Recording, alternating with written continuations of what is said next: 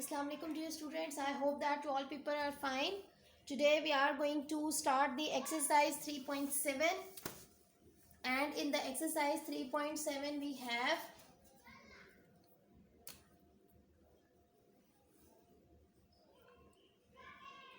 the question number 1, that is all about the like exercise 3.2 and 3.5.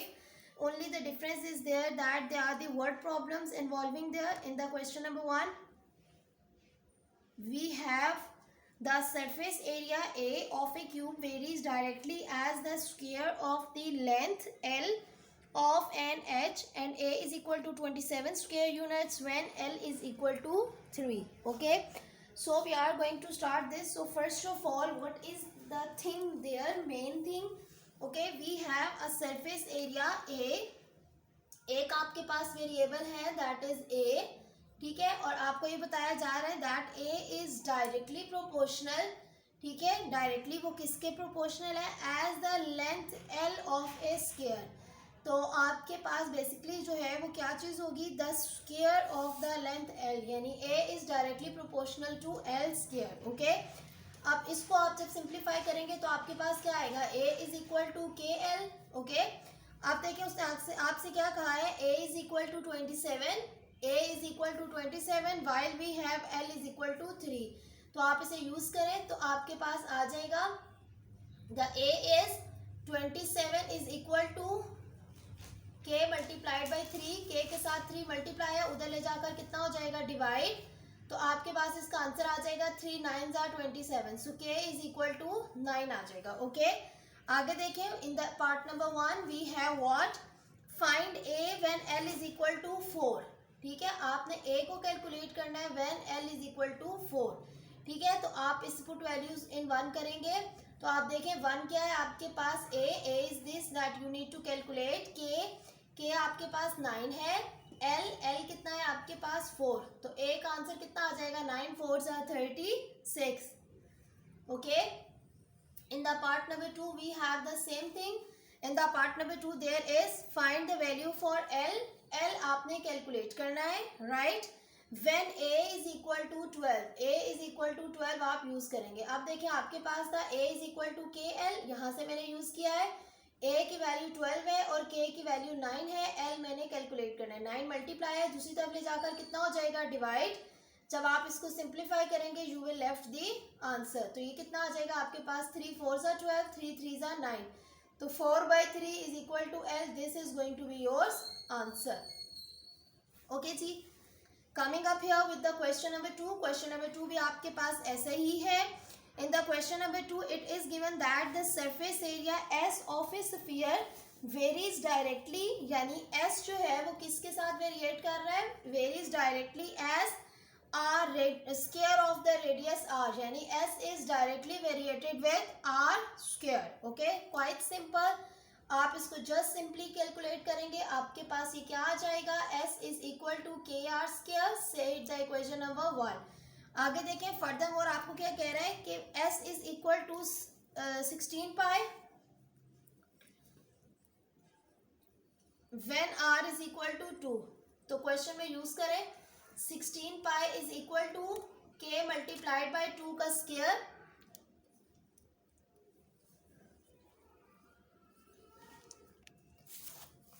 Okay, see what will happen, 2 square that is equal to 2 2s are 4. तो then 16 pi is equal to 2 2s are 4 K. Okay, K के साथ 4 multiply हुआ है, दूसरी तरफ ले जाकर कितना होगा, डिवाइड. 4 4s are कैंसिल हो जाएगा and we are left as the answer 4 pi is equal to K. Okay, अब उसके बाद नेक्स्ट हमारे पास क्या चीज़ है, उसने आपसे कहा है find the value for R, कि R को कैलकुलेट करें when capital S is equal to 36 pi. Okay, put in 1 करें ऑल वैल्यूज को. तो मेरे पास क्या है, यूजिंग 1 को जब आप यूज करेंगे तो आपके पास इसका आंसर आएगा S is equal to K times R square. S कितना है, इट्स 36 pi. K की वैल्यू कितनी है, 4 pi, right. And I need to calculate the value for R. So R square will be written as it is. अब देखें जब आप इसको यूज करेंगे 4 pi इधर मल्टीप्लाई हो रहा है, दूसरी तरफ ले जाकर कितना हो जाएगा, इट्स डिवाइडिंग. ये कट जाएगा, 4 9 36 और r का जो आंसर आएगा आपके पास that is equal to 3, taking square root on both sides, so we are left as the answer 3 is equal to r. Okay,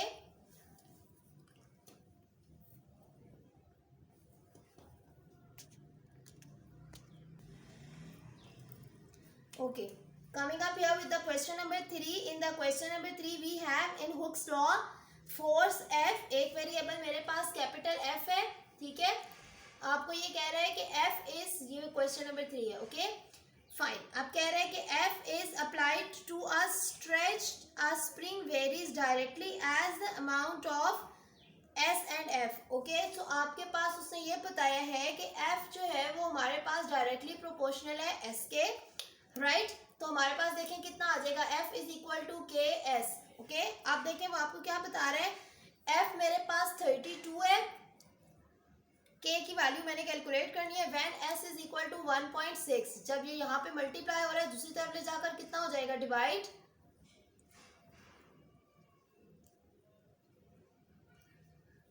So when we will divide it, we are left as the answer it's 20.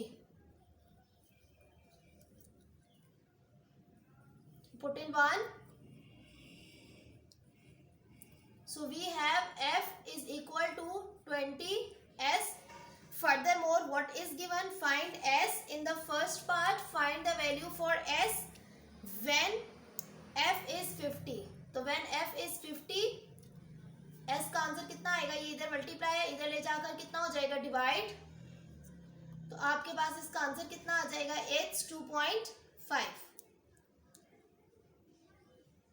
इसी तरह से आप देखें, come up with the second.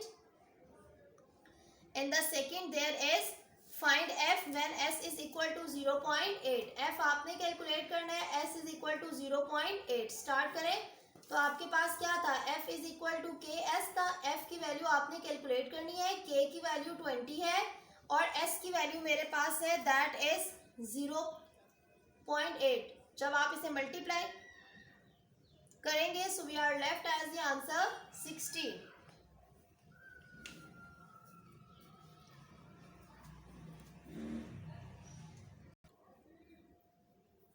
Okay ji, coming up here with the question number 4. In the question number 4 states that the intensity I of a light from a given source varies inversely. Okay, now I के बारे में वो in the question number 4 क्या बता रहा है कि I variate करता है inversely किसके साथ. इनवर्सली आपने पहले भी पढ़ा है, डिनोमिनेटर में होता है as the square of distance. तो d का यानी कि स्क्वायर बन गया. ओके, अब उसे ऐसे ही कैलकुलेट करें तो आपके पास आएगा I इज इक्वल टू के ओवर डी स्क्वायर. ओके, आप देखें यहाँ से आप इसे यूं भी कर सकते हैं, K is equal to I D square, यूं भी कर सकते हैं. Set number 1. आगे देखें उसने आपसे क्वेश्चन में क्या कहा है, इफ द इंटेंसिटी यानी I is equal to 20 with a distance of 12, यानी I is 20 and a distance of 12. So K की वैल्यू कैलकुलेट करें, 20 multiplied by 144 and we are left as the answer for K that is 2880. Fine, आगे देखें question में मजीद उसने आपको क्या कहा है, ठीक है. Find the intensity at a point 8 feet from the source. Okay, अब उसने आपको कहा कि D अगर 8 हो, ठीक है, तो आपने क्या करना है, उसे कैलकुलेट करना है. ओके, क्वेश्चन को कंप्लीट करें, पुटिंग वैल्यूज इन 1 कर लें, ऊपर वाले में कर लें, अप टू यू. ठीक है, एक ही बात है, आप इसमें पुट करना चाह रहे हैं तब भी, इसमें पुट करना चाह रहे हैं तब भी. पहले मैं 1 इसको कह रही थी, अब मैंने 1 इसको कह दिया था. आपकी अपनी चॉइस है कि आप जिस मर्जी में वैल्यू को यूज करें. अगर आप 1 में यूज करेंगे तो देखें I is what that you need to calculate. उसके बाद उसने क्या कहा है, I को कैलकुलेट करना है, right, when D is equal to 8. ठीक है, तो D की जगह पर आपके पास क्या आ जाएगा, 8 उसका स्क्वायर और यहां पर आ जाएगा 2880. सो जब आप इसको कैंसिल करेंगे और डिवाइड करेंगे तो ये आपके पास आ जाएगा 8 8 64 जब आप इसको डिवाइड करेंगे तो आपके पास इसका आंसर आ जाएगा 45. ओके,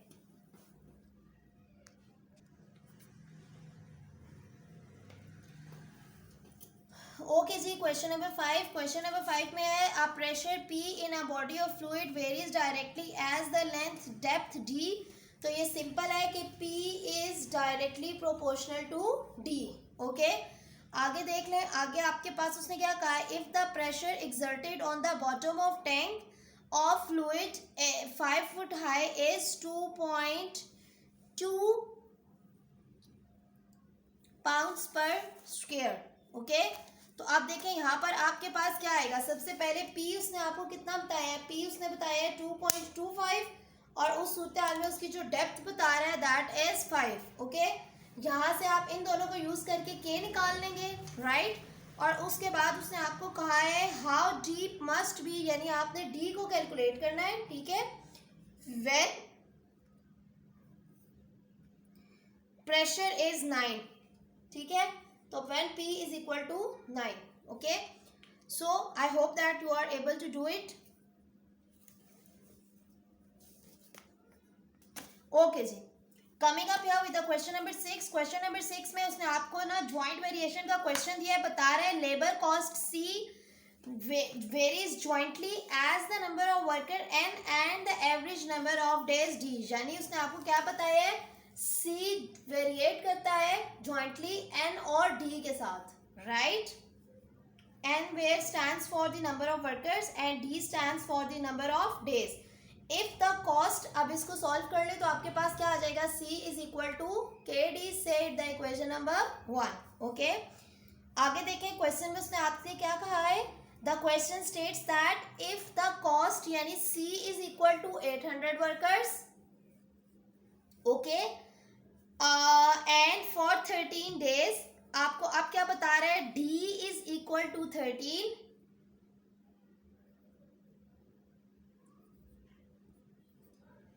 एंड N इज नहीं सॉरी, कॉस्ट मेरे पास है 286,000, राइट. D मेरे पास 13 है और नंबर ऑफ वर्कर्स N मेरे पास that is 800. Okay, then I need to calculate. Okay, इस सारे को इसमें पुट करें तो मेरे पास क्या आ जाएगा, C is 286,000 is equal to K मुझे नहीं पता, N मेरे पास है इट्स 800 और D मेरे पास है इट्स 13. तो K के साथ ये मल्टीप्लाई था, इधर ले जाकर कितना हो जाएगा, डिवाइड.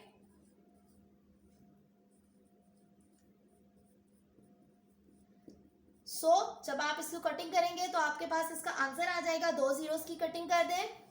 बाकी कैलकुलेटर पे जब आप इसे कैलकुलेट करेंगे तो आपके पास इसका आंसर आ जाएगा that is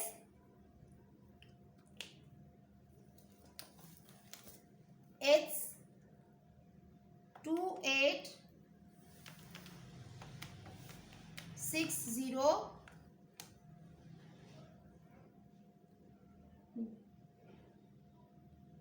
divided by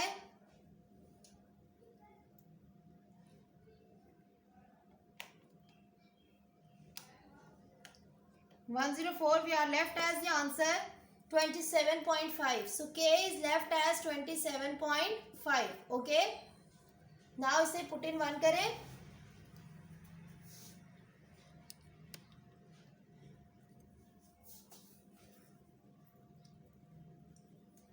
Now put in 1. So we are left as C. उसने आपको क्या कहा है, find the N is equal to 600 and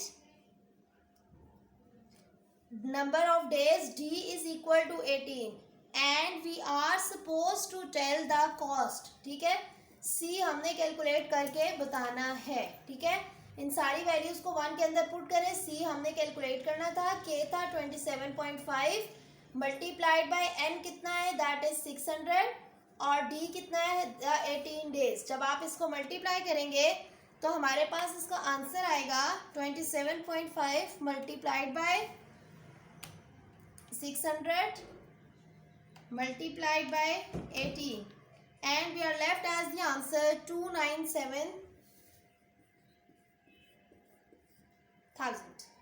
All right.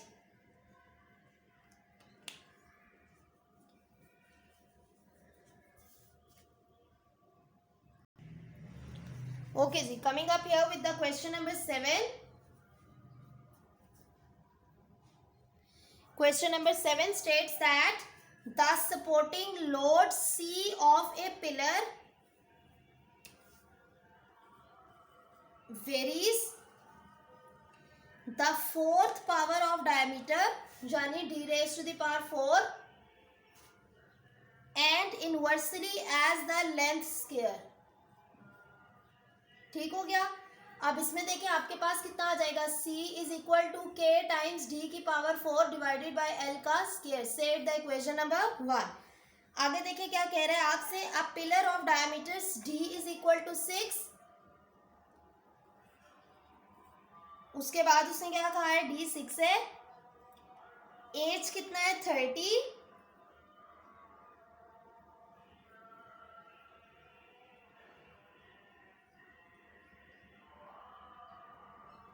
Sorry as 30 नहीं होगा, ये लेंथ है ना, L होगा. L इज इक्वल टू 30 और उसके बाद उसने आपको कहा है जो उसका लोड है that is 63 tons, that is denoted by C. C is equal to 63 tons. Okay, इस वैल्यू को कैलकुलेट करें, इन सारी वैल्यूज को पुट इन 1 करें तो C मेरे पास आ जाएगा 63 is equal to K D है 6 और L है मेरे पास 30 का स्क्वायर. जब इसे सॉल्व करेंगे तो आएगा 63 is equal to 6K divided by 900. जब हम इसे सॉल्व करेंगे तो मेरे पास इसका आंसर आएगा दैट इज इसके ऊपर 6 के ऊपर रेज टू द पावर 4 भी था. ओके जी, अब हम इसे सॉल्व करते हैं. 6 multiplied by 4 times, it will give us the answer 1296. इसको सॉल्व करें, divided by 900.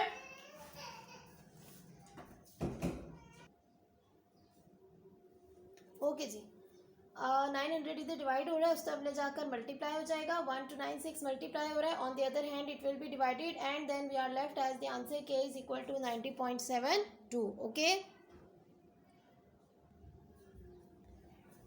Afterwards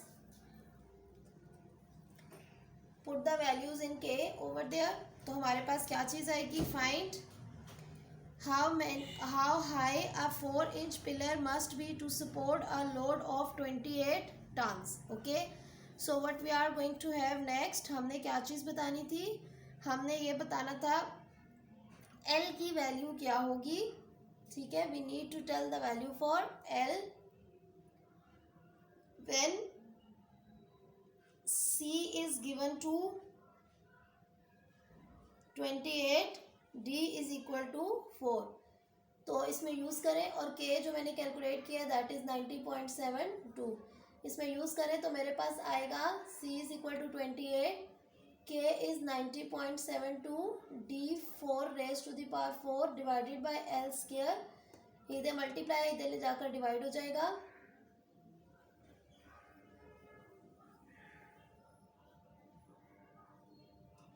so L square is equal to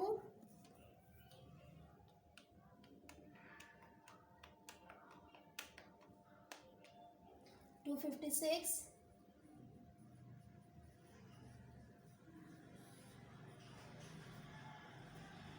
multiplied by 90.72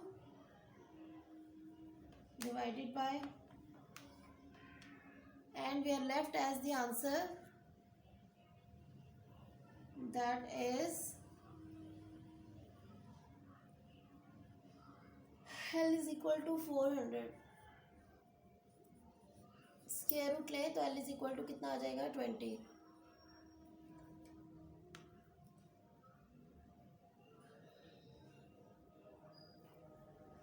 okay,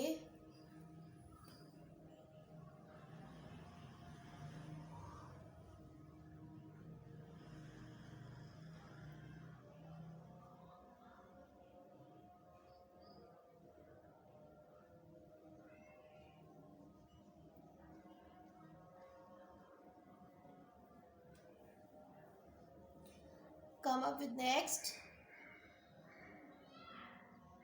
Question number 8. The question number 8 is a time t required for an elevator to lift a weight varies jointly as w and the lifting depth d varies inversely. यानी आपको कह रहा है कि